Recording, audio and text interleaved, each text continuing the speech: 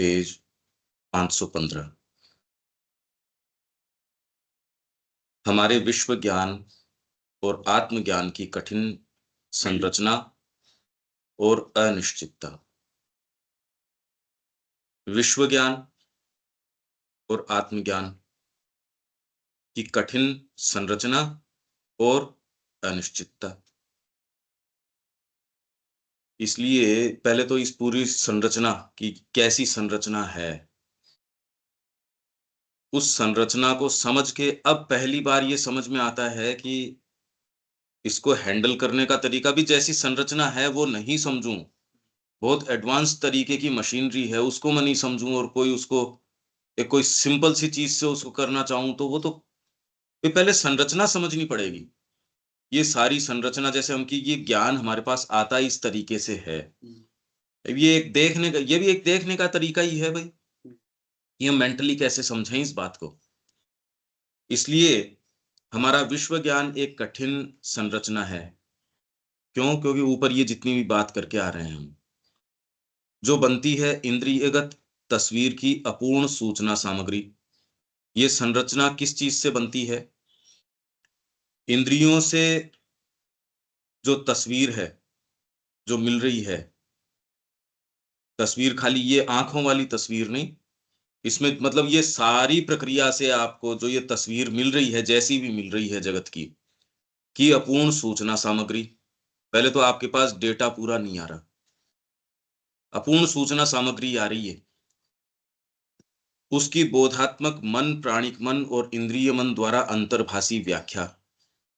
तो पहले तो अपूर्ण सूचना सामग्री आ रही है, फिर मन, प्राणिक मन, इंद्रिय मन। मन के 3 स्तर हो गए। इंद्रिय मन आके उसकी इंटरप्रिटेशन करता है, प्राणिक मन आके इंटरप्रिटेशन करता है, एक परसेप्शन वाला जो माइंड है ये बोधात्मक, ये वाइड तरीके से देख सकता है, ये कम होता है। अभी तो प्राण और इंद्रिय यही ज्यादा है। तो ये आके अंतर्भाषी व्याख्या, जो कल हम लगातार 2-3 दिन से बात कर रहे हैं, कैसे ये इंटरवीन करता है। किसी शेप के साथ उसकी इंट्यूशन आ जाएगी। अब जैसे हाथ वाला कोई व्यक्ति है, उसकी इंट्यूशन उसमें है भाई, उसको आप अदर सिखा ही नहीं सकते। कोई पुस्तक में क्या ज्ञान लिखा है उसको भी एक्चुअल में ऐसे करना चाहिए, ये आपको वो पुस्तक से नहीं, एक सर्टेन दूसरी चीज होती है जो पुस्तक के डिस्क्रिप्शन को एक्चुअल आपको ये बता दिया कि ये आसन ऐसे करना चाहिए, या ये कोई वो प्रक्रिया सबको लिखी भी तो है ही। एक जना कहता नहीं ये, और इसको थोड़ा सा ये मॉडिफाई कर लो तो ये और बेटर हो जाएगी। ये तो एक इंट्यूशन आई उसके साथ, पुस्तक में तो लिखी नहीं है बात। तो अंतर्भाषी व्याख्या, तो सबसे पहले तो अपूर्ण सूचना इंद्रियगत जो हमको मिलती है, वो जो सूचना है उसके अंदर अंतर्भाषी व्याख्या, इंटरप्रिटेशन। हमको तो बिंब भी मिलता है कि ये एक कोई ग्लास है, ये है, ये एक फोटो है। उसके साथ क्या करना है, उसका गुणधर्म क्या है, और उसके ऊपर कॉम्प्लेक्स और सिस्टम्स बनाना, अंतर्भाषी व्याख्या बीच के अंदर आ गई। और उसमें तर्क बुद्धि द्वारा संपूरक सामग्री भरे जाना, संशोधन करना, संपूरक ज्ञान को जोड़े जाना और तालमेल बिठाना। इससे ये तस्वीर बनती है। विश्व ज्ञान जो कठिन संरचना है, पहले तो अपूर्ण सूचना मिल रही है क्योंकि जिन माध्यमों से मिल रही है वो सही नहीं है। फिर उसका जो विवेचन या व्याख्या हो रही है, ये बीच में आके अपने इनपुट देते हैं। नहीं तो एक स्थूल चीज है, उसका सूक्ष्म तक आप क्या करोगे? उसका भोजन भी कर लिया, यदि उसके साथ सूक्ष्म उसकी एनर्जी को तोड़ने की प्रक्रिया न हो, तो यहाँ दोनों चीजें चल रही हैं। स्थूल तो आपके रूप को बनाए रखने के लिए, जिससे कि वो सूक्ष्म वाली चीज और आगे चल सके। पर यदि केवल स्थूल ही स्थूल हो तो सूक्ष्म तो सारी प्रक्रिया है तो सूक्ष्म के लिए। अब आप कितना उसको सफलतापूर्वक तोड़ पाते हो या उसमें से ग्रहण कर पाते हो। भाई एक साज दे दिया, संगीत का आपको अभ्यास करवा दिया, पर कोई म्यूजिशियन है वो वास्तव में उसका लाभ उठा सकता है। किसी भी बाहरी चीज का उपलब्ध आपको बेस्ट से बेस्ट हो सकती है, पर उसका आप क्या बनाओगे ये निर्भर तो कोई दूसरी चीज पे करेगी, साज अकेले पे तो नहीं कर सकती। धीरे धीरे साज तो आपके लिए बहुत कम मायने रखता है। तो ये हम देख सकते हैं कि इस विश्व की जो कठिन संरचना है, विश्व ज्ञान, उसकी कठिन संरचना। तो अपूर्ण सूचना, उसको भरने के लिए माइंड के ये 3 स्तर हो गए, खाली प्योरली इंद्रिय या फिर प्राणिक या बोधात्मक। उसकी इंट्यूशन आके उसकी व्याख्या किस रूप में करती है। ये निर्भर करेगा आपका बुद्धि का फ्रेमवर्क किस तरीके का, इनपुट किधर से ज्यादा आ रहा है। सबकॉन्शियस से ज्यादा आ रहा है तो वैसे रंग भरेगा, इनर से ज्यादा आ रहा है तो इस विश्व का रंग ही दूसरा भर देगा वो। और हायर प्लेन्स से आ रहा है तो अलग आ रहा है।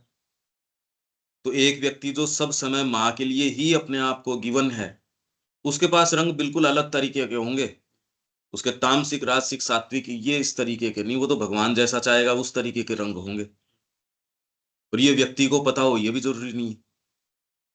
और उसमें तर्क बुद्धि, अब जो है इसमें जो कमियां रह जाती है या संशोधन करना है, संपूरक सामग्री भरती है तर्क बुद्धि, संशोधन करती है, संपूरक ज्ञान को जोड़ती है। नहीं तो आया क्या आपके, भोजन किया खाली, उसका अगर रस नहीं तोड़ा, रस को तोड़ के भी क्या करो। अगर आपके मेधा शक्ति उससे नहीं बनती तो वो एनर्जी करो क्या, अगर इंटेलिजेंस नहीं बने उस एनर्जी की। आपने जो भोजन किया ये खाली उसको कर्म की ही एनर्जी बनती है उससे, तो आप कर्म करो किस डायरेक्शन में इसका पता कैसे चले। तो कोई ना कोई ऐसी चीज है जिसको ये निर्धारण तो करना चाहिए कि ये जो ऊर्जा होगी इसका नियोजन किस चीज के अंदर होगा। तो ये सारी ही प्रक्रियाएं हैं। और इस मशीन को देखें तो उचित काम करना तो बहुत मुश्किल हो गया।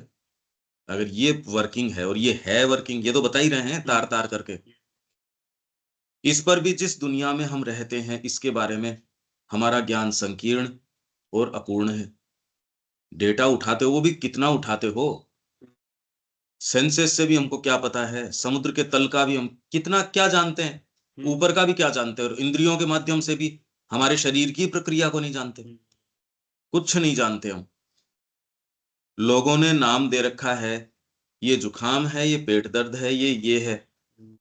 श्री अरविंद और माँ तो ये कहते कोई नाम ही नहीं है एज सच कि आप जनरलाइज कर सको। वो तो एक स्टेट ऑफ कॉन्शियसनेस या वो चीज है, शरीर भी कोई भौतिक ढांचा नहीं है। ये तो साइकोलॉजी है, उसका घनीभूतीकरण है। ये तो सारी बात ही चेंज हो गई फिर उससे डील करोगे कहाँ, आपको उसको एक थोड़ा सा हेल्प के हिसाब से कि आपको फेथ आ जाए इसलिए दवाई दे देते हो। अब कौन सी वाली पद्धति, उस पे तो आग्रह होगा नहीं आपका, न कोई प्रेजुडिसेस होंगे कि मेरे को तो अंग्रेजी दवाई नहीं लेनी। अरे भाई मेरे को उस समय जरूरी कोई चीज महसूस हो रही है, पर उसका आधार अब प्रेजुडिसेस या ये ब्लाइंडनेस नहीं है किसी चीज के प्रति। वो तो आपके भी ये इस समय जरूरी है उतना आप कर ले रहे हो। तो बहुत अंतर, सारा ही फर्क पड़ गया इस बात में। तो इसी आधार पे सारी की सारी व्यवस्था मां श्री अरविंद ने वो वहां करी थी, वही प्रारूप आज आना चाहिए। नहीं तो और कोई भी तरीके से आप चलते हो वो बिल्कुल सही सभी स्थानों पे सही कैसे हो सकती है। खुद के साथ ही आप ब्लाइंडली व्यवहार नहीं कर सकते।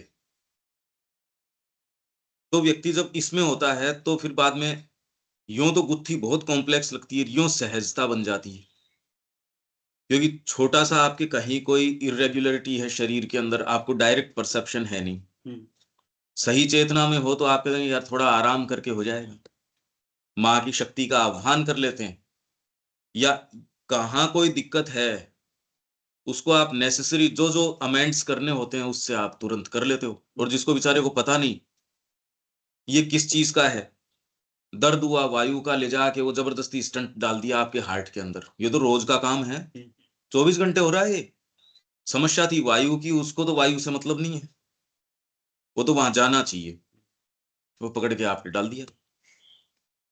तो लाइफ यूं तो बहुत इजी हो जाएगी अभी राउंड अबाउट तरीके से आपको, और वो करके भी पता नहीं लग रहा मैं कैसे चलूं।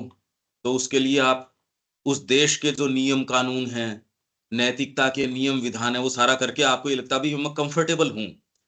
आप ये सोचिए कि यदि सारे ये आधार या मानक या स्टैंडर्ड्स हटा दिए जाएं, आदमी कितनी तकलीफ में आ जाएगा। हर व्यक्ति एक ऐसे कंफ्यूजन में आ जाएगा, वो बड़ी पीड़ा में आ जाएगा, मैं सही कर रहा हूं या गलत कर रहा हूं। अभी तो आपको ये कह दिया और आप चोरी भी कर रहे हो तो उसके अंदर आपको ये भान रहता है अभी और मैं कर भी क्या सकता हूँ। सरकार ने जिस तरीके का टैक्सेशन कर रखा है उसमें तो देखो हर जने को चोरी तो करनी ही पड़ेगी, और एक स्तर के ऊपर वो गलत भी नहीं है। वो उसको जीने के तरीके हैं कि अगर वो हूबहू उसका पालन कर ले वो तो मर जाएगा। तो आपकी जो लाइफ एनर्जी है वो सेंस करती है ये कर पाएंगे, तो इसलिए भारतीय संस्कृति को इसका पता था। ऐसे नहीं कि मनुष्य कोई बहुत अलग थे, प्रकृति जैसी बनी थी वो वैसी ही थी, पर उसको डील कैसे किस तरीके से करना है, ऑटोमेटिकली व्यक्ति करेगा ही नहीं गलत काम। मेरे को जब, क्योंकि आपकी एक बेसिक रिक्वायरमेंट है अपने आप को लेजिटिमेट ठहराना, तो एक स्तर तक आप कोशिश करोगे यार मैं तो गलत क्यों करूं। तो उसके लिए समाज में जिस तरीके के विचार प्रेवलेंट रखने हैं, क्या करना है क्या नहीं करना, आप उस स्तर पे काम करते हो। अभी बेसिक ढांचा तो आपका ये है कि वो तो आप अगर आप कितने भी ठीक हो, ठीक रहने दे ही नहीं सकता आपको, तब करो क्या इसके अंदर। ये तो सेटअप ही बड़ा अजीब है। काम इसलिए कर रहे हो क्योंकि आत्म उत्थान के लिए नहीं कर रहे। इससे आपको क्या मिल जाएगा, ये तो बेसिक प्री जो आपने प्रेमिसेस हैं वही गलत है। इस प्रेमिस के ऊपर अगर काम करोगे तो यहाँ तो कोई निर्माण तो हो नहीं सकता। वही रूप आ गए, कर्म की एकदम डिसयूटिलिटी हो गई, तकलीफ पाते हो आप। और कोई आदमी ईमानदारी से अगर 8 घंटे की ड्यूटी और 8 कर लेता, मगर हम 6 भी अगर कर लेता ईमानदारी से, तो अरे ये तो बड़ा अच्छा व्यक्ति है। और इस चीज को, अपने इस गुण को वो भुनाता है दूसरी जगह कि ये गबन नहीं करता, हाथ का ठीक है, चोरी नहीं करता, समय पे आता है। तो वो ये कहेगा मेरे अंदर ये गुण है तो इसके लिए एक्स्ट्रा चार्ज करूंगा मैं तो। कोई कंपनी जो मेरे को हायर करेगी उसको मेरे गुणों का अगर है तो पैसा देगी। तो ये सारा सेटअप आपने, ये सारा जो कि एक कितना सहज जीवन होना चाहिए था, उसको जबरदस्ती कॉम्प्लिकेट कर दिया गया। पता ही नहीं कोई चीज का। ये तो आपको कर्म से कैसे रोका जा सकता है, उसमें तो आपको फुलफिलमेंट मिल रहा है। अभी भी जैसे जापान वगैरह जैसे हैं, अगर उनको हड़ताल करनी है तो ज्यादा काम करेंगे, क्योंकि देश का नुकसान कैसे कर सकते हैं। काम में कमी नहीं। यहाँ तो हड़ताल क्या, पूरा मन लगा के भी करेंगे तो पूरा काम कौन कर रहा है, हम में से कौन सा पूरा काम करता है। हम कर भी देंगे अगर थोड़ा सा, तो कितने एक दिन उसको सुचारू रख पाते हैं। एक दिन कर लेंगे, फिर शाम को खुद ही देखेंगे आज तो कुछ किया अपन ने। खुद ही देखते हैं ना अपन, हाँ आज किया, आज अच्छा रहा। अब ठीक है जैसा है वैसा। इस पर भी जिस दुनिया में हम रहते हैं उसके बारे में हमारा ज्ञान संकीर्ण और अपूर्ण है। इसके अर्थों या मायनों के बारे में हमारी व्याख्याएं संदेहपूर्ण है। जो व्याख्या हम जगत की करते हैं कि इस विश्व का, जितने लोग बोल रहे हैं अगर ध्यान से उसको सुनो तो कहीं ना कहीं आपके भीतर अंतरात्मा है वो कहती है क्या ये बात ठीक है। आपको पता नहीं है एक्चुअल में। आप हेल्थ के बारे में कोई चीज कहते हो सपोज, तो भी यदि ध्यान से देखो और जो अगर डेटा वास्तव में निष्पक्ष रूप से भी देखो तो आप कहते हैं, ये बात संदेहपूर्ण है। कोई भी स्टेटमेंट जो है हाईएस्ट भी अगर करो तो भी उसमें कहीं ना कहीं कुछ, आप तो यहाँ क्या कहते हैं देश काल पात्र, कि कोई भी चीज एब्सोल्यूट तो है ही नहीं। खाली एब्सोल्यूट ही एब्सोल्यूट है, उसके अलावा तो सारी चीजें रिलेटिव ही हैं, सापेक्ष हैं सारी चीजें। तो यहाँ हर चीज सापेक्ष रूप से डिजाइन करी गई थी। धर्म जो थे, धर्म मतलब रिलीजन नहीं, धर्म मतलब आपका विधान। किसी भी चीज का धर्म क्या है, तो इंग्लिश वर्ड तो धर्म का है ही नहीं कोई। अब ये रिलीजन कहते तो रिलीजन है ही नहीं, सनातन धर्म कोई। ये तो विधान है आपका, और हर चीज का अपना एक सच्चा विधान है जो कि डिवाइन ने उसका तय किया है। और उसको किस तरीके से आप डील करोगे, कितना क्या है, वो समय समय पे चेंज होएगा, क्योंकि आप हर तरीके से चेंज कर रहे हो।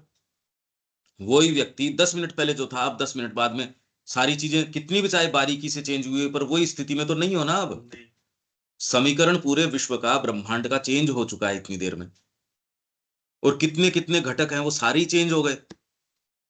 तो फंडामेंटली तो चीज चेंज हो चुकी है इतने समय में। तो अब वो चीज जो उस समय बिल्कुल आपके लिए ठीक थी अब नहीं होगी। अब ये तो कोई भी शास्त्र, कोई भी पद्धति तो बता नहीं सकती है आपको।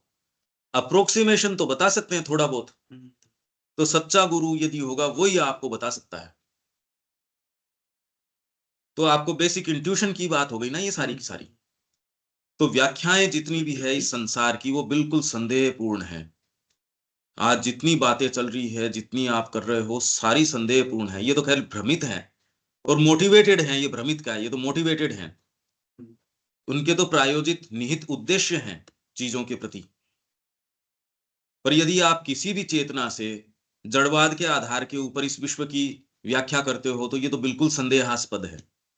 प्राण के स्तर के ऊपर इस जगत की व्याख्या करते हो तो जड़ से तो कुछ बेटर होएगी, पर वो वास्तविक व्याख्या नहीं हो सकती। माइंड के स्तर के ऊपर करोगे तो जड़ से और प्राण से कुछ बेटर तो होगी, पर ये ऊंची से ऊंची तो नहीं हो सकती।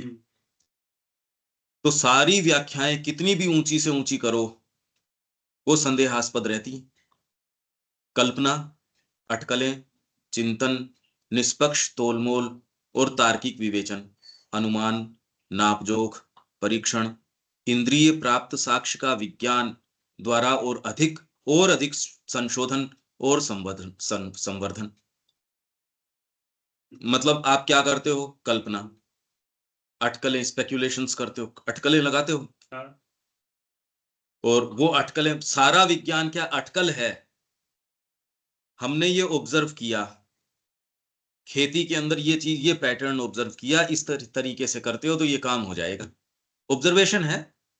और कितना बड़ा आपका डेटा है कि भाई मैंने 20 साल से ऑब्जर्व किया है, 2 साल से किया, 5 साल से किया है और मेरे पास ये सारा डेटा है, तो आप ये कहते हो कि ये बेटर है। 100% सही है, ये काम करेगा, कोई जरूरी नहीं है, क्योंकि जो दूसरे इस फील्ड में या किसी भी फील्ड में नई चीज लाते हैं वो पहले वाली को बिल्कुल ध्वस्त कर देते हैं, एकदम ध्वस्त कर देते हैं। तो इसलिए हैं अटकलें ही, एक्चुअल नहीं पता आपको। आप कोई भी चीज के सिक्योर ग्राउंड पे क्या होते, मैंने देखा, ऑब्जर्व किया। भाई अगर आप निष्पक्ष भी जांच करना चाहते हो तो आप क्या क्या कहते हो, इस मार्ग में जो आगे गया उसने क्या लिखा।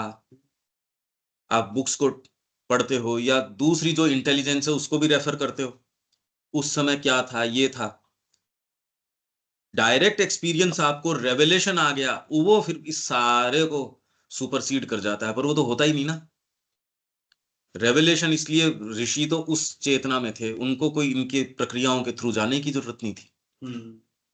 आज हमारे पास कोई आधार नहीं है, हमको इसके माध्यम से गुजरना पड़ता है। जिसको आप कहते हो ज्ञान का आधार या भंडार है, वो तो अटकलबाजी है। एक देखी जानी जांची परखी, ये है ना, सारे टर्म्स आई गए यहाँ लिखी दिए। चिंतन, निष्पक्ष तोलमोल, निष्पक्ष तरीके से तोलमोल करके, अब देखो भाई मैं ये कर रहा हूं, 20 परख नली के अंदर मैंने ये एक एक सैंपल डाला है, इसके अंदर 2 मैं ये डालता हूं, 2 ऐसे ही करते हैं। जितने भी परीक्षण है सब ऐसे ही होते हैं कि मैंने ये किया और इसके ये परीक्षण है। निष्पक्ष की बात कर रहे हैं तो, और तार्किक विवेचन, और फिर बाद में उसको कि नहीं ये तो ऐसे नहीं, ये तो ऐसे नहीं, और इसमें कोई चीज क्या हो सकती है, कमी हो सकती है, बेसी हो सकती है, जो आप फिजिकली तो नहीं कर सकते। तो आप ये देखते हो, अरे भाई ये तो एक मॉडल ही है, पर इसको देश पे लागू करेंगे तो और भी चीजें ये होगी, तो आप ये कहते नहीं नहीं इसके अंदर ये कंटिजेंसीज हो सकती है, ये इसमें ये हो सकती है इसमें। पर चलो ये एक वर्किंग मॉडल है, इसको लगा के देखते हैं, एक ग्रुप पे लगाते हैं, एक कहीं लगाते हैं, इसमें फिर अपन देखते हैं आर्थिक नीति कुछ समय ये करके देखते हैं, फिर देखते हैं क्या होता है। तो तार्किक विवेचन। और अभी क्या कर लेंगे, उसकी उस फील्ड के 50-40 लोग अलग अलग, मेरे को अगर नीति कोई डिजाइन करनी है खेती की,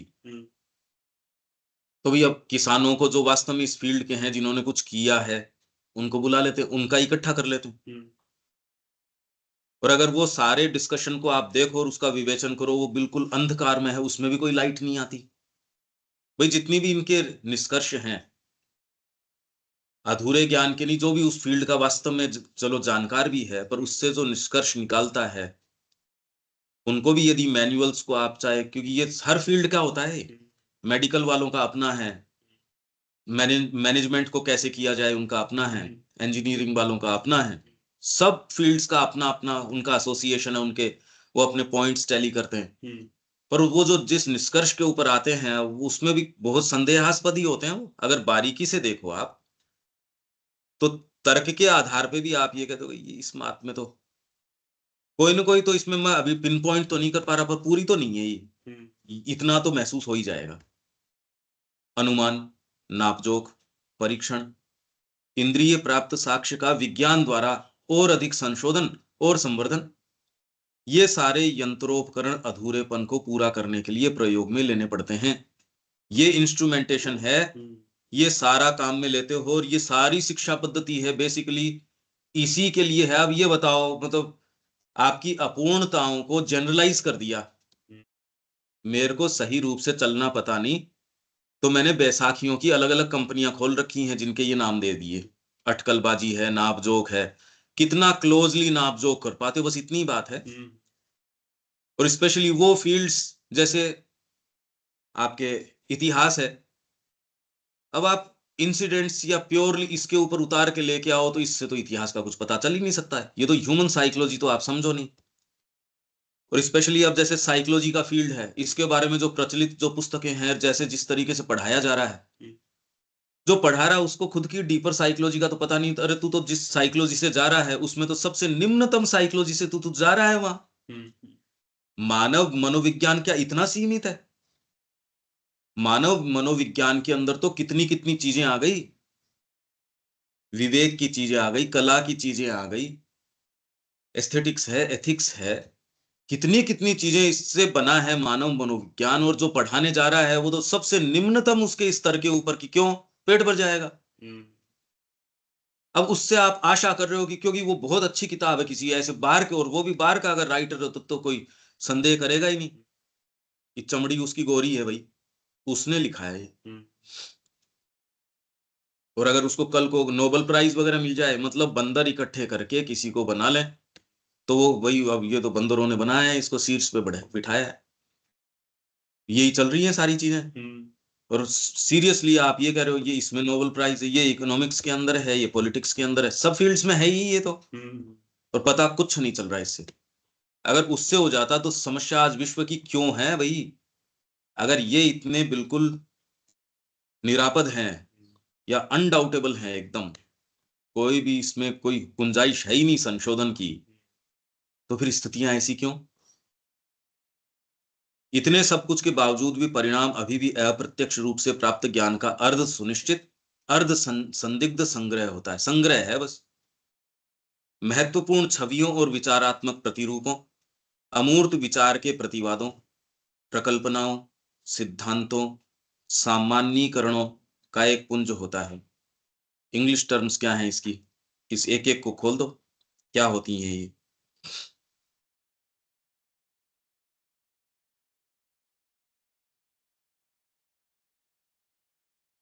ये रहा।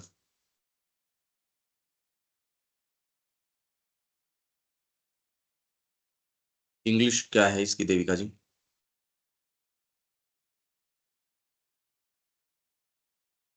513 पेज पर है। हाँ, 513 पे है। ये रहा। A mass of significant images and ideative representations, abstract thought counters, hypotheses, theories, generalizations, but also with all that a mass of doubts and a never ending debate and inquiry. Never ending debate and inquiry, क्या है ये? Mass of significant images, ये क्या हो सकती हैं? And ideative representations, abstract thought counters, hypothesis, theories, generalisations. ये hypothesis, हाँ हाँ हाँ देविका जी। टाइप ये मास ऑफ सिग्निफिकेंट इमेजेस, हाँ, ये तो जो इमेजेस वगैरह जो ये हमारा माइंड बना रहा है, वो तो तो बना आप, चुका पहले ही। हाँ जी, आफ्टर, अगर हम वो तो इससे हम पहले, निष्कर्ष पे आए हैं, मतलब उतनी हाँ जी, प्रक्रिया करके आके अब हाँ हमारे जी, हाथ क्या लगता है? सिग्निफिकेंट इमेजेस, इमेज है, वो क्या हो सकती है?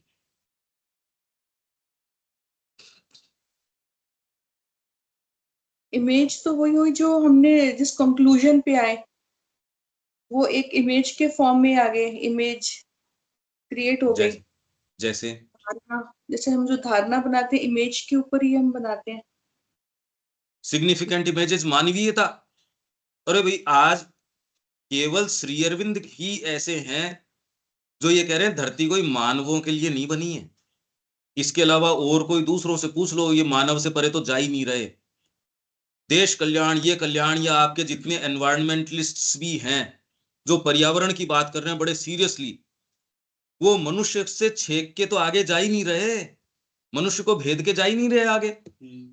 उनके लिए तो मनुष्य ही ऐसे है, ओहो मानव जाति के साथ ये होगा। अरे तो क्या हो गया? कैसी एक मास, एक इमेज बना ली। ये तो एक ऐसा अपराध लगता है यार, आप बोल क्या रहे हो? मतलब मनुष्य से ऊपर क्या? हम कह भले ही सकते हैं, पर कोई भी विश्व में क्या इस चीज को चैलेंज तो कर सकता है क्या? डाउट तो कर सकता है इस बात के ऊपर? क्योंकि जो वो उसने पूछा, फादर से जो क्वेश्चन पूछा, father the world is in a mess, और जितनी भी आपकी पद्धतियां ये प्रारब्ध क्यों बताती हैं भाई?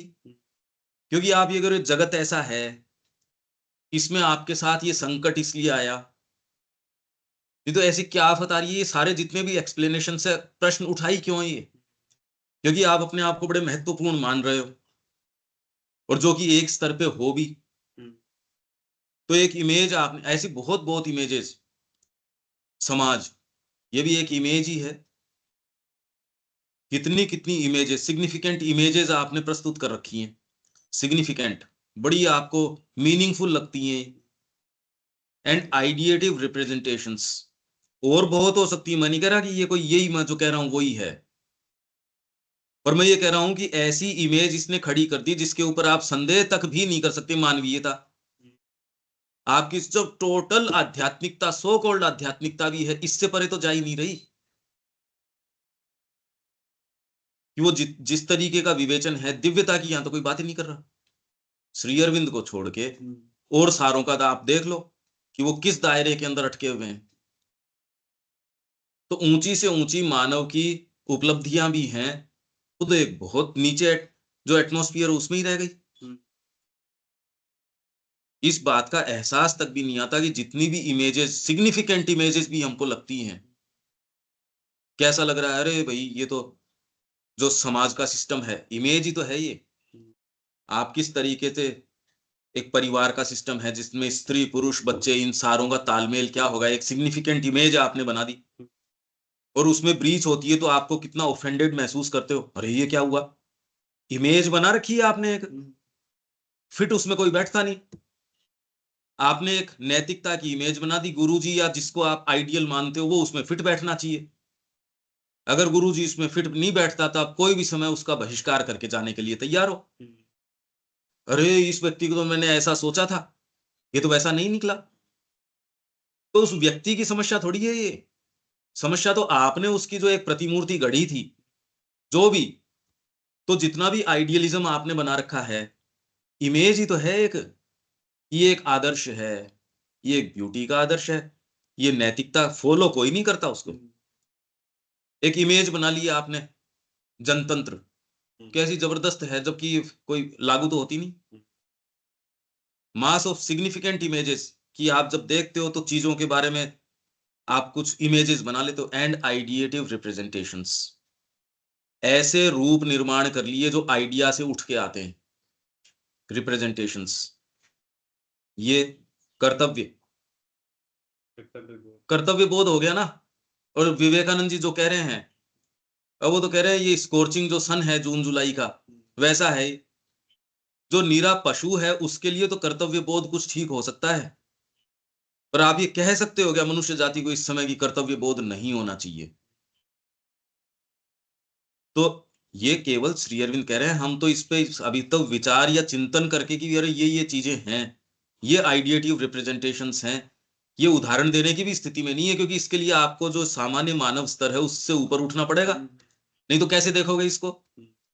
उसने तो इरेक्ट कर ही रखे हैं ये रिप्रेजेंटेशंस और इमेजेस। सामान्य मन ने जो ऊंचे से ऊंचे हैं वो तो रिप्रेजेंटेशंस जो रख रखे हैं, उनको देखने के लिए उनसे एक सर्टेन डिस्टेंस के ऊपर तो होना ही पड़ेगा। आइडिएटिव रिप्रेजेंटेशंस, और क्या क्या हो सकता है आइडिएटिव रिप्रेजेंटेशंस?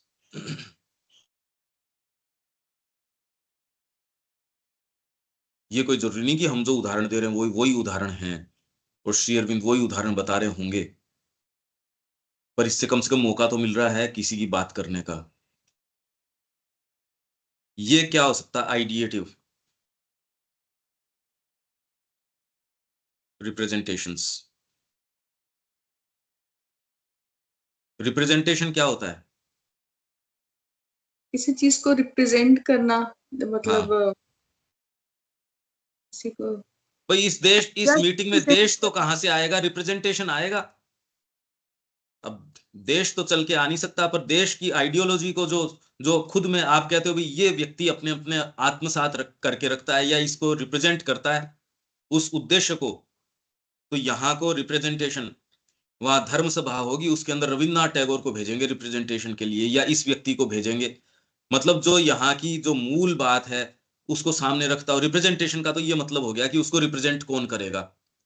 तो आइडिएटिव रिप्रेजेंटेशंस जो बेसिकली सामने रखता है। Ideology ideology. आइडियोलॉजी एक चीज है, आइडिएटिव कह रहे हैं ये विचारात्मक जो रूप निर्माण बनते हैं। आइडियोलॉजी तो आपकी पद्धति हो गई। आइडिएटिव ये शब्द, क्योंकि ये जनरली काम में नहीं आता ये शब्द। आइडिएटिव रिप्रेजेंटेशन सत्य नहीं है, आइडिया पकड़ लिया आपने और वो एक रूप निर्माण कर दिया उसका। दानवीरता तो श्रेष्ठ होती ही होती है, मानव सद्गुण है। तो पर हर श्री अरविंद ने और मां ने ये कहा कि ये दोनों एक ही मूवमेंट है, कृपणता और अपने आप को उन्मुक्त तरीके से लुटाना। एक के अंदर परमात्मा उस चीज को अपने अंदर संचित करने की प्रवृत्ति, अगर ये दोनों नहीं हो तो काम चल ही नहीं सकता। तो आइडिएटिव रिप्रेजेंटेशन आपने गुणों के रूप में कर दिया। अरे यार ये तो मतलब ये कैसी बात करता है। आप रिप्रेजेंटेशन तो कर ही रहे हो कि इसकी आत्मा का रिप्रेजेंटेशन इस चीज से हो रहा है कि सुंदरता रखता है चारों तरफ, सत्यवादिता करता है। हालांकि इससे आत्मा का डायरेक्टली अब कोई संबंध ऐसा तो है नहीं, पर एक रिप्रेजेंटेशन आपने आइडिएटिव रिप्रेजेंटेशन कोई चीज का तैयार कर दिया कि भी ये चीज जो होती है इसमें मतलब ये होता है। एक का मायना दूसरा, ये मैं नहीं कह रहा कि यही कोई अर्थ होगा श्री अरबिंदो का, पर हम तो इसको कि रिप्रेजेंटेशन तो ये हुआ। आइडिएटिव का मतलब ये है कि चिंतन का जो एक रूप आपने, आइडियोलॉजी नहीं है ये, आइडिएटिव है। तो ये क्या हो सकता है और क्या हो सकता है इसके अंदर?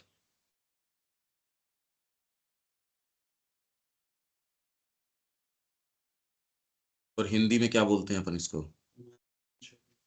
महत्वपूर्ण। अब और तो क्या कह सकते हैं भाई, शब्द तो यही है, महत्वपूर्ण छवि।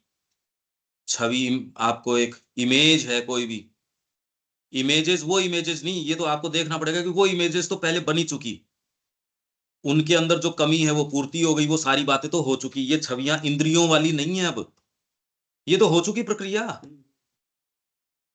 तो अब जो छवियां मतलब इनसे, इनके आधार पे अब जो आप इमेजेस बनाते हो जगत के बारे में, आपने जो छवियां बना रखी है, ये धर्म ऐसा है, ये समाज का तरीका, ये छवियां हैं एक तरीके की।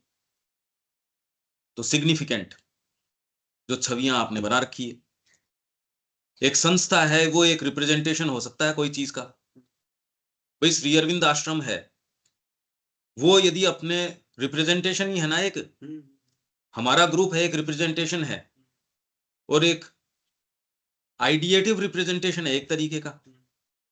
अगर हम वो नहीं करते और यहाँ यहाँ सारे समय जो एक्चुअल काम है उसके पीछे तो देते हैं हम 15 मिनट, 20 मिनट, आधी घंटे, और बाकी समय प्री ऑक्यूपाइड है खाने पे पीने पे और जो चीजें हैं, तो हम तो रिप्रेजेंट कर ही नहीं रहे, फिर संस्थागत तरीके से भी नहीं कर रहे। भाई संस्था एक यूनिट है जो रिप्रेजेंट कर रही है श्री अरबिंदो की आइडियोलॉजी को, और वो आइडियोलॉजी रिप्रेजेंट कर रही है किसी आइडिया को, मूल विचार को।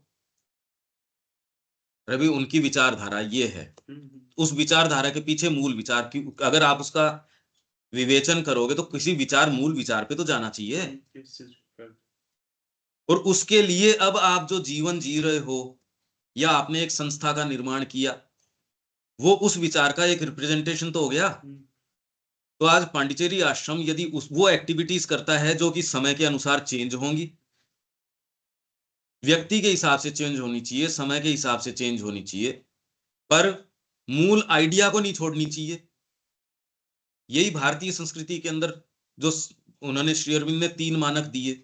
संस्कृति, कोई भी संस्कृति है, उसको आकलन करने के पहला तो कि उसका सबसे ऊंचा विचार क्या है, उसका कंसेप्शन क्या है, पहला। फिर उस विचार के पीछे उसकी उच्चतम अभिव्यक्तियां क्या हैं। अब विचार तो मेरा साहब, मैं तो डिवाइन लाइफ लेके आऊंगा, उठा बैठा जाता ही नहीं मेरे से सुबह, अब वो मेरे से होता ही नहीं, तो फिर उपलब्धियां क्या करी है आपने। दूसरा, तीसरे कि आप जो शॉक्स हैं समय के, अडेप्टेबिलिटी, तीसरी है आपकी कैपेसिटी टू अडेप्ट, उसको कितना लंबे समय तक आप चला सकते हो। भाई आपके जो मूल सत्य था ब्रह्म का, सपोज इस संस्कृति का, असतो मां सद्गमय, तमसो मां ज्योतिर्गमय, मृत्योर्मा अमृतम गमय, ये मूल संकल्पना थी वेद की पहले दिन से। पर जब इंट्यूशन के काल में तो उन्होंने वैदिक रचना करी, धीरे से थोड़ा सा मानसिक प्रवेश जब हुआ, इंट्यूशन अभी गई नहीं, तो आपके पास उपनिषद वगैरह आने शुरू हो गए, और मानसीकरण हुआ, षड्दर्शन वगैरह आ गए। फिर धीरे धीरे पुराण जो है, पुराण तो बाद के भी हैं और बहुत पीछे के भी हैं, ये आ गए। इनको समन्वय साधने के लिए गीता जैसी चीजों का पदार्पण हो गया। फिर अब आपकी वाइटल टेंडेंसीज है वो जब सिर उठा के आती हैं, कालिदास जैसों का पदार्पण हो गया। मूल संकल्पना वही है, आज भी गुरु परंपरा के अंदर मूल बात तो वही है। आज श्री अरविंद और माँ के आने के बाद, क्योंकि अब तो घोर जो आपके प्राणिकता भी नहीं, अब तो घोर पाशविकता और जड़वाद जो है उसने सिर उठा लिया। नैतिकता के लिए वो कहाँ स्थान है। अब तो कहीं कोई, आप तो खोल के अगर ये देखो तो कहाँ क्या चल रहा है, इवन परिवार का भी ढांचा है वो चरमरा चुका है, खत्म। आपके जो नैतिक, एक स्त्री पुरुष के बीच में, भाई बहन के बीच में, ये तो सारा अब चरमरा रहा है। ये तो टोटल एकदम चरमरा रहा है। तो घोर जड़वाद जो है उससे ड्रिवन है। तो इसके अंदर मूल वही जो असतो मां सद्गमय, आज भी बात तो वही है। तो संस्कृति तो कहीं कहीं गई नहीं है, क्योंकि वो केंद्रीय बात तो वैसी की वैसी है, और ऋषियों की प्रेजेंस ने ही थामे रखा इसको। श्री अरविंद और माँ कहीं चले नहीं गए। अरे जब पूरे तब से लेके आज तक ये संस्कृति अक्षुण्ण बनी हुई है, और जैसे जो समय है और है, युग चक्र जिस तरीके से चल रहा है, उस तरीके से बिल्कुल उपयुक्त तरीके के रूप निर्माण करती है। वैसे ही संत आ रहे हैं और आ रहे हैं, वैसे मूवमेंट्स खड़े हो रहे हैं। आज की आवश्यकता, श्री अरविंद क्या करें, एक सशक्त राष्ट्रवाद चाहिए आज, और कोई दूसरी आध्यात्मिकता काम नहीं करेगी। राष्ट्रवाद जो आध्यात्मिकता के आधार पे खड़ा हो, आज की आवश्यकता है। पर ये वो वैसा राष्ट्रवाद नहीं होगा जो सशक्त होकर दूसरों को कुचलेगा, क्योंकि भारत अपने लिए नहीं जिया कभी भी। तो भारत का जिंदा रहना ये तो पूरे विश्व के मनुष्य जाति के लिए एक इंपरेटिव नेसेसिटी है। तो सशक्त राष्ट्रवाद आए, और वो भी लास्ट स्टेप नहीं है, वो तो एक आधार तैयार करेगा, और धीरे धीरे ट्रांजिशन हो फिर मनुष्य जाति का, जिस ओर मां श्री अरविंद बता रहे। तो कितनी भी भले असंभव बात लगती हो, आज यदि कोई भी व्यक्ति इसके लिए आएगा तो वो सहायता महसूस करेगा। सारी फोर्सेस इसी में सहायता करेंगी। आपको ये उद्देश्य तो हमेशा ही असंभव लगता है जिस समय वो घोर अंधकार होता है तब। पर मां श्री अरविंद तो बिल्कुल साफ साफ और अपनी इंडियन कल्चर वाली में है ये। तो विचारात्मक प्रतिरूप, रिप्रेजेंटेशन है कोई संस्था कोई चीज की, हम कोई चीज को रिप्रेजेंट कर रहे हैं भाई। देश कोई चीज को रिप्रेजेंट करता है। तो भारत क्यों आज तक बना हुआ, और दूसरे देशों के तो विध्वंस तक भी नहीं मिलते, क्योंकि जिस आधार के ऊपर जिसको रिप्रेजेंट करता है, भारत जो है अंतरात्मा को रिप्रेजेंट करता है, ये कहते हो ना आप। तो प्रतिरूप एक विचारात्मक प्रतिरूप हो गए कि ये। पर यदि आप उसको फ्रेश नहीं रख पाते, आप कोई आइडियोलॉजी या आइडिया या किसी चीज से कोई निर्माण करते हो, संस्था का और का, ये यदि फ्रेश नहीं रह पाता, जो कि बड़ा मुश्किल है। इसलिए व्यक्ति कहता है मैंने पढ़ ली, साधना कर ली, यार तू कैसे कर लेगा। अगर तूने कोई लिविंग गुरु नहीं अपनाया तो तू तेरे ऑलरेडी क्लचेज में है, तेरे लोअर नेचर के। ये व्यक्ति को समझ में आ जानी चाहिए। और जिसको आ जाती है उसकी बातें चेंज हो जाती है उसमें, और जो दूसरे चाहे कितनी भी बड़ी बात कर रहे हो, बड़ी अपीलिंग लगती हो, उसमें और इसमें रात दिन का अंतर है। इसमें डायमेंशन ही दूसरा चालू हो गया। अमूर्त विचार के प्रतिवाद, अमूर्त विचार है, एब्स्ट्रैक्ट आइडियाज हैं, थॉट काउंटर्स, प्रतिवाद हैं उसके। यही कैसे हो सकता है? ये एब्स्ट्रैक्ट जो थॉट है, काउंटर्स, ये क्या हो सकता है? अमूर्त विचार।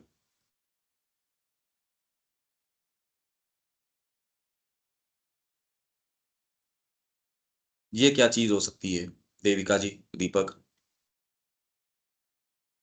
उसके काउंटर्स। प्रतिवाद परिकल्पना से। एब्स्ट्रैक्ट आइडिया के ऊपर आप पहुंचे, वो जो पहली प्रक्रिया हो चुकी है वो ये एब्स्ट्रैक्ट आइडिया कौन सा है? थॉट। यही तो बात है कि ये कौन सा हुआ, और फिर उसका प्रतिवाद, मतलब थीसिस, एंटीथीसिस और सिंथेसिस। प्रतिवाद हो पहले तो एब्स्ट्रैक्ट आपके ये है कि मैन इज मॉर्टल, सपोज। दूसरा कह रहे हैं ना, मैन इज इमोर्टल। अब सिंथेसाइज कैसे करो? क्योंकि ये human aspiration, God, freedom, light, immortality आज तक तो हुआ नहीं। तो वो दलील आपको क्या देता है? विश्व आके प्रतिवाद ही तो करता है इस बात का। ह्यूमन एस्पिरेशन के अंदर प्रतिवाद किस चीज का है यार? यहाँ अच्छी चीज तो देखो हो नहीं सकती, क्योंकि आज तक की जो भी रिपोर्टिंग हमको मिली है ऊंची से ऊंची, उसमें गॉड तो यहाँ अगर मृत्युशील ये रहेगा तो गॉड का तो फिर बाद में फ्रीडम, लाइट, पूरा ज्ञान तो कैसे आ जाएगा? क्योंकि आप एक ट्रांजिटरी हो, आपने ये मान लिया क्योंकि आप एक ट्रांजिटरी हो। या प्रतिवाद क्या हो सकता है? अमूर्त कोई चीज हो, उसका वाद और प्रतिवाद। वाद हुआ, फिर प्रतिवाद हुआ उसका। इसके अलावा ये तो जैसे एक एब्स्ट्रैक्ट थॉट है कि एक इंडिविजुअल है, वो ही क्रांति लेके आता है। दूसरा ये कहता है अगर सामूहिकता उसको अगर स्थान नहीं देगी तो एक अकेला क्या कर लेगा। इन दोनों ही शक्तियों के तालमेल से, जबकि दोनों एक ही हैं, क्योंकि व्यक्ति का ही यूनिवर्सल स्वरूप है। पर जो नहीं समझता, तो आप सारी डिस्कशंस किस बारे में सुनते हो कि एक व्यक्ति को कितनी फ्रीडम होनी चाहिए, या आपके एक एब्स्ट्रैक्ट विचार है फ्रीडम, पर किस भाग को? तुरंत इसको रोकने के लिए एक प्रतिवाद भी तो आ गया इसके साथ। आप एब्सोल्यूट नहीं कह सकते इसको फ्रीडम को, कि फ्रीडम एब्स्ट्रैक्ट विचार ही तो है फ्रीडम, जिसके ऊपर पूरी फ्रांसीसी क्रांति आ गई। कोई मूर्त कोई ब्रेड बटर के लिए थोड़ी आई थी। वो तो भाई सारे जने स्वतंत्र हैं, और सारे जने समान हैं, और सब में भ्रातृत्व होना चाहिए, भ्रातृभाव होना चाहिए। अब ये तीनों ही अमूर्त चीजें हैं, और तीनों आज तक स्थापित हुई नहीं, आज तक भी। हाँ, पहले जो बहुत ज्यादा निरंकुशता थी और जितनी स्लेवरी थी, उसमें तो कुछ लगाम लगी, पर साइकोलॉजिकल स्तर पे आज जो स्लेवरी है, उस समय उसको उतनी कल्पना ही नहीं थी। भौतिक रूप से गुलाम उतनी तकलीफ नहीं पाता जितना कि साइकोलॉजिकल वाला तो बहुत पीड़ा पाता है। वो तो सो तो जाएगा कम से कम। इसको तो अगर साइकोलॉजिकल पीड़ा है, इसकी ये तो बहुत भयंकर पीड़ा में रहेगा। तो abstract thought counters, abstract thought ही तो है जितने भी आप कर रहे हो, कि नहीं साम्यवादी ठीक है, ये पूरे जगत को रास्ता दिखाएगा, या इसके अंदर सोशलिज्म ही ठीक है। भाई इसके लिए क्रांतियां आई है ना, रक्तपात हुआ है, या आपके धर्म है, क्या है वो? भाई उसके लिए रक्तपात की क्या जरूरत है? एक सेमेटिक रिलीजन आता है, उसने कोई एक आदर्श, अब वो ऊपर वाली चीजों पे तो रही नहीं ना ये बात। आप ये नहीं कह रहे कोई इंद्रिय कोई चीज है ये। अगर कोई एक सेमेटिक रिलीजन आया है, तो वो किसी न किसी तरीके से आया है, और उसने एक निर्माण कर दिया एब्स्ट्रैक्ट थॉट कोई इस तरीके का। आप कोई चिंतन की पद्धति भी पैदा कर सकते हो। आप लाके एक की भाई इसने ये पद्धति दी है, तो दूसरा उसको आके काउंटर भी कर सकता है। तो पद्धति और उसके काउंटर्स, इसी से जगत भरा पड़ा है। जितनी भी डिबेट्स हो रही हैं वो किस बारे में हो रही हैं? आइडियोलॉजी की तो हो रही हैं। अरे भाई आपने उसकी जमीन कैसे हथिया ली, दूसरा कह रहा है नहीं इसने ये किया। अल्टीमेटली निष्कर्ष उसका कुछ निकलता नहीं, उसका ये मेरे पास शक्ति है इसलिए करूंगा मैं। तो एब्स्ट्रैक्ट थॉट और क्या हो सकता है? पहले थॉट और उसके काउंटर से मतलब ये विभेद हो गया कि आपस में थॉट्स आपस में एक दूसरे से टकरा रहे हैं, काउंटर करना। जैसे एक विचार आया तो दूसरे विचार ने उसको काउंटर करा। हाँ, ये तो होगा ही। अगर एक कोई भी चीज आप स्टेटमेंट दोगे, तुरंत ही उससे अलग चीज, अरे भाई कोई आपने कोई चीज मूर्ति खड़ी करी, खड़ी करते ही उसके दिशाएं बन जाएगी, लेफ्ट राइट ऊपर नीचे। आप कोई भी स्टेटमेंट दोगे उसका प्लस माइनस इधर उधर, आप कोई भी निर्णय लोगे किसी चीजों के ऊपर वो अनुकूल पड़ेगा, किसी के प्रतिकूल पड़ेगा। तो ये तो हो ही सकता है। मतलब एक आपने कुछ स्थापित किया, उसके काउंटर्स भी साथ साथ आ गए, काउंटर तो आएंगे ही। कोई आप एक ऐसी चीज नहीं कह सकते जिसके काउंटर्स न हो। ऊंचे से ऊंची बात भी आप कहोगे जिसके काउंटर्स न हो, ऐसी कौन सी कोई स्टेटमेंट बताओ। क्योंकि मानव मन से यदि हम कोई भी स्टेटमेंट देते हैं एब्स्ट्रैक्ट थॉट के रूप में, तो मानव मन तो ऑलरेडी खंड खंड करके पिक्चर देख रहा है। हमारी तो पिक्चर ही बनती खंड से है, तो काउंटर तो खड़े हो ही गए उसके। पर वो काउंटर कौन से हो सकते हैं जिसको आप ये सोच रहे हो सारी पद्धतियां विश्व की और की, जिसके बारे में इतना सीरियसली और व्यक्ति एक दूसरे को कुचलने के लिए, मारने के लिए, रक्तपात के लिए, डिस्कशंस के लिए, अगर ये समझ जाए तो वो कहते हैं यार ये क्या है, ये सब टोटल जो ये आंधी और इतना जो ये बवंडर मच रहा है, एकदम अगर ये समझ में आ जाती है ये तो गायब हो जाएगा।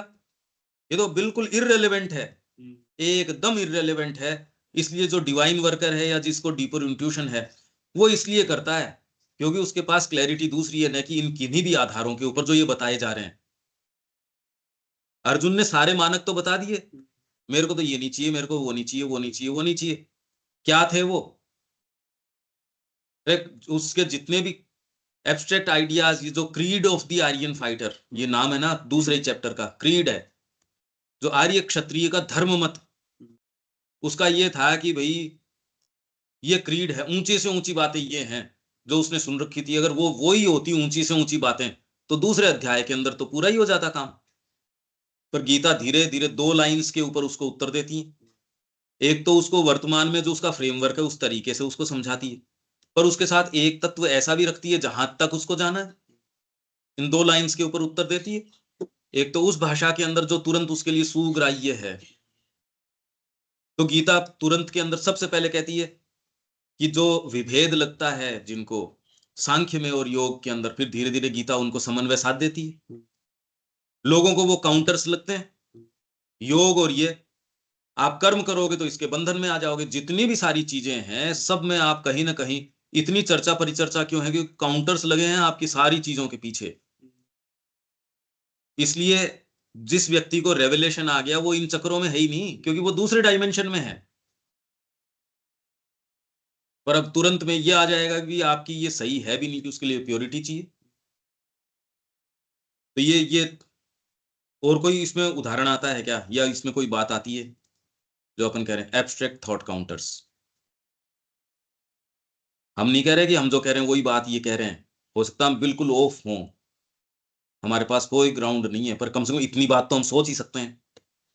तो जैसे ये जो थॉट्स चल रहे हैं वो अब यहाँ पर रहने लायक नहीं है, तो हमें अदर प्लैनेट्स में जाने चाहिए। अगर देखें तो ये भी एक अपने आप में ऐसा संभव चीज है नहीं। अदर भौतिक तरीके से यदि ये देखें कि धरती हैबिटेबल नहीं है, तो बिल्कुल ठीक देख रहे हैं। जिस तरीके के रूप सामने है उस तरीके से देखना तो गलत नहीं है, बिल्कुल उचित देख रहे हैं। पर उसके जो निष्कर्ष निकाल रहे हैं, पर ये तो अभी खाली इंद्रियों के आधार के ऊपर और उसके ऊपर है। पर आपने सोच समझ के जो पद्धतियां बनाई और बनाई, पर ये निष्कर्ष के ऊपर आना कि ये धरती है मनुष्यों के लिए ही है, ये निष्कर्ष किस चीज से आ गए भाई तुम लोग? ये हम किस किस बात से निकाल रहे हैं? इसलिए मनुष्य के लिए लाजमी है या वो एंटाइटल्ड है पूरे समुद्र को भी खा जाओ, प्लैनेट्स को भी खा सकता है, वहां जितने रिसोर्स हैं, अगर उनके ऊपर हीरे जवाहरात मिल जाते हैं या डायमंड्स या ऐसी कोई चीजें, उसका विवेचन कर लें। और किस लिए कर लें? मनुष्य के लिए लाभकारी हो जाए, और कोई दूसरा क्या क्या लेना देना है। पशु पक्षी के साथ अत्याचार मत करो, क्योंकि आपको आपकी नेक्स्ट जनरेशन को भी चाहिएगा। बाकी और कोई दर्द नहीं है इस बात से। अरे भी पर्यावरण खराब हो जाएगा तो आप जी नहीं पाओगे, आपकी नेक्स्ट जनरेशन, ये वो लोग हैं जिनको आप परोपकारी कहते हो, उनका परोपकार यही है, अरे नेक्स्ट जनरेशन आएगी वो तो मर जाएगी फिर बाद में, वो क्या खाएगी। तो इनका प्रेम कोई पर्यावरण एज सच से नहीं है, वो ट्रिगर कहीं और से हो रहा है। अगर प्योरली मोटिवेटेड भी नहीं हो कि यार ये एक अच्छा स्लोगन है, इस एनजीओ को पैसा ठीक मिलता है। जो हम गए थे वहां, ये जब सीएसआर फंडिंग के लिए पूरा एक प्रगति मैदान में इकट्ठे ही वो लोग हुए, वो एनजीओज, तो उनको वो जितने कॉरपोरेट्स हैं, क्योंकि सीएसआर की एक जरूरी है कि वो फंड करे ऐसों को, तो जो बड़े जो आपके कॉरपोरेट हाउसेज है उन्होंने खुद की ही अपनी संस्थाएं खोल रखी है सबने, क्योंकि ये एक मैंडेटरी कर दिया सरकार ने कि आपका इतना जो अमाउंट है वो इसमें जाना चाहिए, नहीं तो ये सोशल रेस्पॉन्सिबिलिटी आपको निभानी पड़ेगी, कॉर्पोरेट सोशल रेस्पॉन्सिबिलिटी है आपकी। तो उसके अंदर क्या है कि देखो मैंने ये वृद्धाश्रम खोल रखा है, मैंने गांवों के अंदर सैनिटरी पैड्स की वेंडिंग मशीन्स लगा रखी हैं, उस पे लोग देंगे, हम जाके ये कहेंगे श्री अरबिंदो की ये आइडियोलॉजी है, दिव्य मानव की ओर लेके जाएंगे, उसमें हमारी कोई 2-4 हजार रुपए की किताब जरूर बिकी, बाकी तो कोई रुकने वाला कोई, हाँ ऐसे लोग आते थे मेरी ब्लैक मनी को व्हाइट कर दोगे क्या आप, ऐसे जरूर आए थे। बाकी तो इस आइडियोलॉजी से क्या मतलब है, उसकी बजाय एक ने जो पेड़ पौधे रख रखे थे, कहा ये ग्रीन ग्रीन इंडिया, वो तो बहुत पसंद आता है लोगों को। या फिर बाद में कि ये देखो स्ट्रे डॉग्स हैं और हैं, ये जो आजकल हम रात दिन देखते हैं ना प्रचलन के अंदर, कि देखो मैं इनके लिए मेरे को स्थान चाहिए, मेरे को लिए इसके फंडिंग चाहिए, ऐसा फिर बाद में उसको एक इमेजेस डालेंगे, साउंड ऐसी डालेंगे कि आप इमोशनली आपको लगे अरे इसको तो फंड करना ही चाहिए।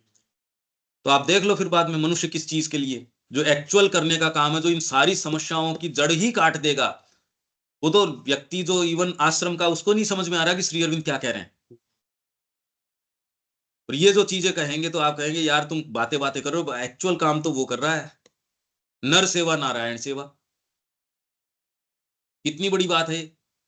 तो एब्स्ट्रैक्ट थॉट, जैसे अब विवेकानंद जी ने ये कह दिया कि मैं तो ये लोगों की सेवा करूंगा, तो तुरंत ही, क्योंकि उनको तो परसेप्शन था, रामकृष्ण जी को कहा कि पहले ब्रह्म को रियलाइज कर and then open your dispensaries.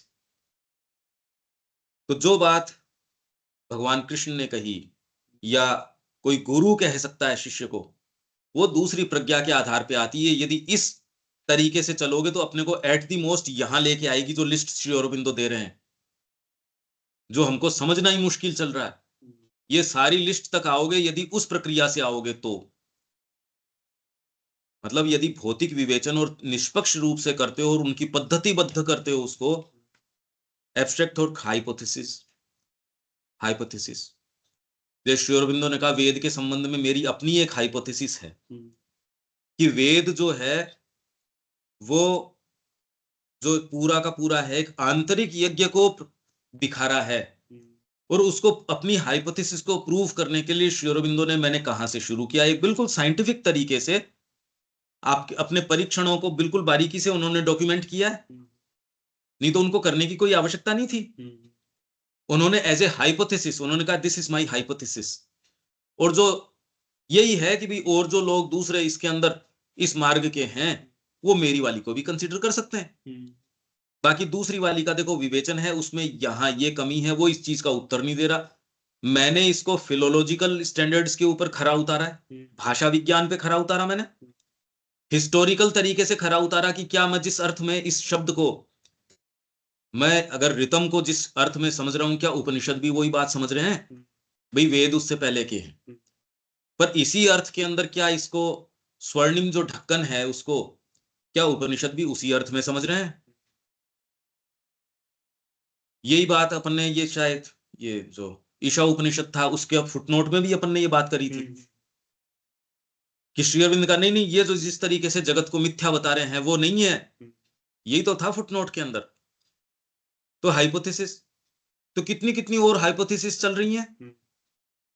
Shri Aurobindo ने तो एक करके, और ये हाइपोथेसिस नहीं है, उन्होंने कहा अब मेरा इसके अंदर मेरे को जो अनुभव हुआ देवियों का मेरे को तो पहले हुआ, अब वो हाइपोथेसिस नहीं, एक प्रमाण हो गया, वो तो एक बेडरॉक हो गई। ये तो मोडेस्ट तरीका है श्री अरविंदो का कहने का, पर फिर भी मैं इस आधार पे चला और मेरे प्रमाणीकरण के ये तरीके हैं, देख लो, किसी के समझ में आए तो देखो, नहीं कोई खास बात नहीं। अपने फॉरवर्ड में यही कह रहे हैं, 15वें वॉल्यूम में यही कह रहे हैं, 16वें वॉल्यूम में भी यही कह रहे हैं, जबकि दोनों बड़े अलग अलग कालखंड में लिखे गए हैं। तो इससे ये है कि फंडामेंटल उनका जो परसेप्शन है वो चेंज नहीं हुआ श्री अरबिंदो का। 15वां वॉल्यूम जब लिख रहे थे, हालांकि इस तरीके से लिखा नहीं था उन्होंने, तो लेखों के रूप में लिखा था वो। तो थियरीज तो बहुत तरीके की थियरीज आती रहती है, जाती रहती है। जनरलाइजेशंस क्या हो सकता है देविका जी? जो जनरल स्टेटमेंट्स वगैरह देते हैं। हाँ, आप कोई निष्कर्ष हुआ और सारों के ऊपर लागू कर दिया, यार मेरे ऊपर नहीं होगा तो लागू।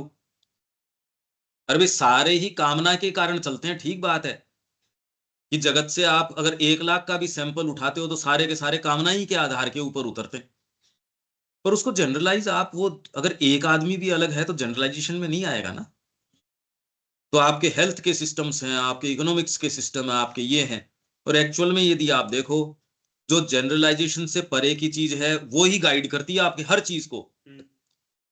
जो आपके जनरलाइजेशन में चीज नहीं आती वही तो नई चीज के लिए मार्ग खोलती है, क्योंकि वो आपके जनरलाइजेशन में नहीं आ रही। पहली बात तो कोई भी नहीं आ रहा। जनरलाइजेशन में तो नीरा पशु है, वही आएगा जिसको जनरलाइज कर सकते हो। नहीं तो एक संगीतकार भी है, उसको क्या कैसे जनरलाइज कर दोगे? एक ही राग को 20 बार गाएगा तो भी वो एक राग का पता होने के बावजूद भी हर बार कुछ नई चीज करेगा। जनरलाइज कैसे कर सकते हो आप?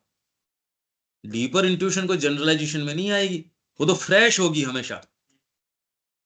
आप जितने ही नीचे जाओगे उसमें ही आप जनरलाइजेशन कर सकते हो, ऊपर जाओगे उसमें जनरलाइजेशन तो हो ही नहीं सकता। तो आप इन सारी चीजों पे जनरलाइजेशंस तैयार कर लेते हो। But also with all that a mass of doubts and never ending debate and inquiry, यहां पहुंचता है मनुष्य ये सारा करके भी। सारी हाइपोथेसिस, सारे ये आपके जीने के तरीके, व्यापार के तरीके, पता नहीं कितने कितने। अरे कोई भी एक नाम आप डालो, कितनी हजारों पुस्तकें एक टॉपिक पे आ जाएंगी। फिर आपने थ्योरी निकाल दी आर्यन इन्वेजन जैसी, कोई हुई ही नहीं, और उसके आधार पे कितने कितने तो आपके एक्सपीडिशंस हो रहे हैं, कितने कितने क्या क्या हो रहे हैं, एक्सकेवेशंस हो रहे हैं, तो खुदाई भी कर रहे हैं। उन्होंने मैप भी तो दिए होंगे, जो थ्योरी हुई ही नहीं और अभी भी। मतलब ये तो मैंने पिछले सप्ताह सुनी है, लोग कितना सीरियसली इसको ले रहे हैं और कह रहे हैं नहीं नहीं हिस्ट्री के साथ छेड़छाड़ करी जा रही है। तो आप ये सोचिए कि हम कहां पहुंच रहे हैं। ये सारा आपको यदि इस अप्रोच से जाते हो तो भी जो टॉप मोस्ट अभिव्यक्ति है जगत की, जो आपको थ्योरीज में ले जाएगी, हाइपोथेसिस के अंदर ले जाएगी, आइडिएटिव फॉर्मेशंस में, रिप्रेजेंटेशंस के अंदर, इन सब में, एब्स्ट्रैक्शंस में ले आएगी, आपको डिलीवरेंस पे नहीं लेके जाएगी। यही कह रहे हैं श्री अरबिंदो, क्या कह रहे हैं, पर अभी भी ये डाउटफुल ही है सारा का सारा। ये सारी चीज भी क्या, but also with all that a mass of doubts and a never ending debate and inquiry, यहीं तक लेके जा सकती है मानव अप्रोच आपको, यदि उस तरीके से। इसमें कोई बात है क्या? क्योंकि इससे आगे तो सेंटेंस नहीं चल पाएंगे। दीपक, कोई बात है इसमें?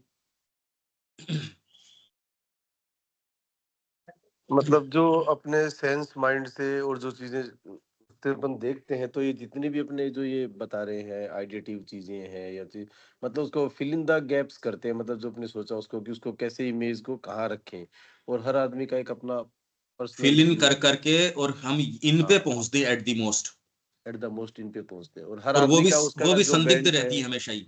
और ये भी हाँ हमेशा हाँ ही, कितनी भी थ्योरीज आ गई, वो तो इररिफ्यूटेबल थ्योरी तो आई नहीं आज तक। हाँ हाँ हाँ तो नेवर एंडिंग डिबेट और इंक्वायरी के प्रति ओपन रहती है, और डाउट ही रहता है। तो ये एक बड़ी समस्या है। अगर आपको महसूस हो जाए तो फिर बाद में यार जीवन में करना क्या चाहिए, समस्या ये है कि ये प्रश्न नहीं उठता। अगर वास्तव में डीप डाउन ये प्रश्न उठ जाए, आदमी शांति से कैसे बैठ सकता है, हम्म, तब उसको इसका उत्तर मिलता। उससे पहले आपके पास अगर आप लाइब्रेरियन स्वयं हो तो भी कोई उत्तर थोड़ी मिल जाएगा। और आप एक ऐसे स्थान में, निर्जन स्थान में हो जहां कोई लाइब्रेरी नहीं। असत्य काम को तो गायें लेके भेज दिया, अब कोई लाइब्रेरी का काम ही नहीं। अब गाय की आप एक गौशाला संभाल के तो देखो, कोई व्यवस्था नहीं, कुछ और नहीं। 1000 गायें जब हो जाएं और वो भी हृष्ट पुष्ट हो जाएं, तब लेके आओ, इससे ज्ञान आ जाएगा। गुरुजी ने कह भी दिया, शिष्य ने स्वीकार कर भी लिया। नहीं तो कहते यार गुरुजी आप ये क्या बात कर रहे हो? आज कोई व्यक्ति स्वीकार कर सकता है इसको? रामानुज ने कहा कि इस परम रहस्य को जानने के लिए जाओ, उसके पास चला जा। 6 महीने बैठा रहा। व्यक्ति कहता देखो कैसा मजाक किया है, किसने मेरे पास भेजा है? भैया इस रहस्य के लिए उसी के पास चला जा। बिना किसी शिकन के वापस आ गया। और यहां वही गुरुजी की बेटी है, वो बैठी है कि मेरे को तो एक काम करने वाला चाहिए, क्योंकि आयोजन है घर के ऊपर, चौका चूल्हा बर्तन और ब्राह्मण चाहिए उसके लिए। गुरुजी ने तो संवाद भी नहीं किया, जो 6 महीने से आया उसके साथ, उसकी ओर देखा, वो समझ गया। नहीं तो क्या कि मैं हूं क्या, मतलब क्या क्या मतलब हुआ? ये कौन व्यक्ति है जिसके ये वाली बात नहीं उठेगी? आप कैसे रोकोगे? इधर तो आप कामना के कारण नहीं, इस एक्सप्रेशन से तो फिर मेरे को मिलेगा कैसे? आपके किसी में पैसे अटक रहे हो, उसके लिए तो आप कुछ भी करने, और उसमें भी आप ये देखते हो जितने अटक रहे हैं, आप सेंस करते हो कि कौन सी इसमें, ये इतने नहीं है कि मैं इसके पीछे दिमाग लगाऊं। ठीक है भैया, छोड़ दिया मैंने। हाँ, ये एक सिग्निफिकेंट अमाउंट है, तो आप ये देखते हो इतना मेरे को करना चाहिए। तो ये सारे करके भी जो जगत जिन चीजों पे पहुंचता है वो ये है।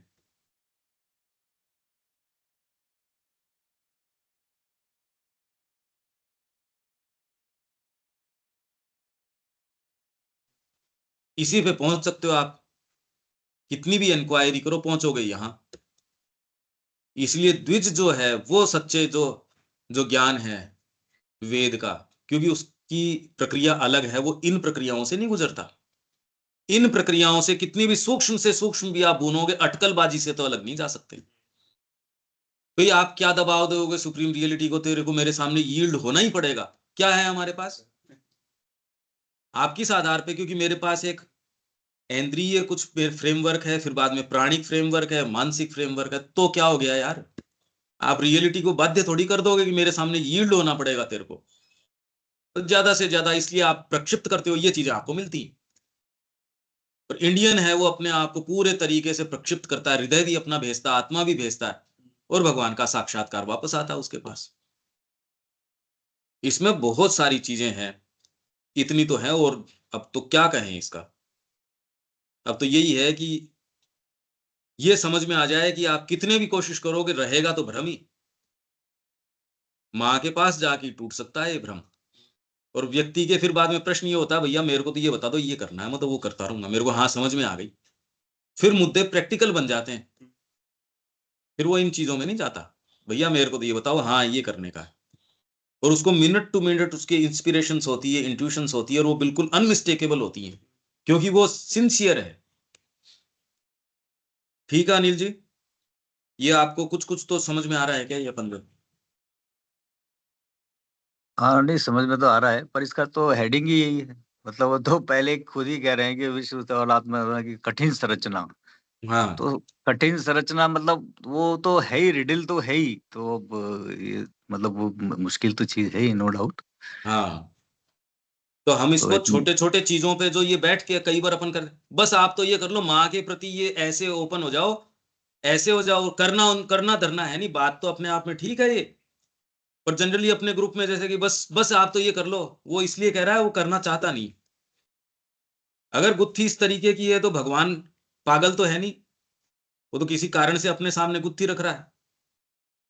और आप सही बात सही है। उसमें सही मोड में होगे तो ये गुत्थी आपको पजलिंग नहीं लगेगी, आपको सहज लगेगी, फिर गुत्थी नहीं लगेगी।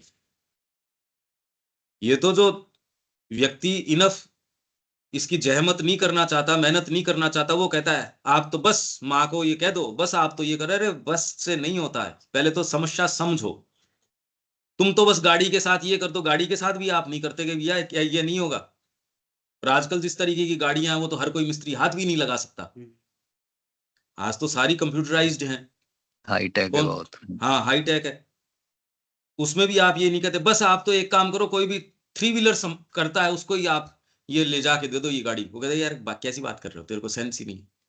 और वही बात तो हम करते हैं, जीवन में एक कदम उठाना नहीं, आप तो बस ये कर लो जी, आप तो बस ये कर लो। इससे क्या होगा? ये गुत्थी समझ के क्या करना चाहिए, हम सारे समझदार है, अब देख लो। यहाँ विराम दे, कल मिलते हैं। बिल्कुल ठीक। जय श्री। जय श्री कल महाराज। सुबह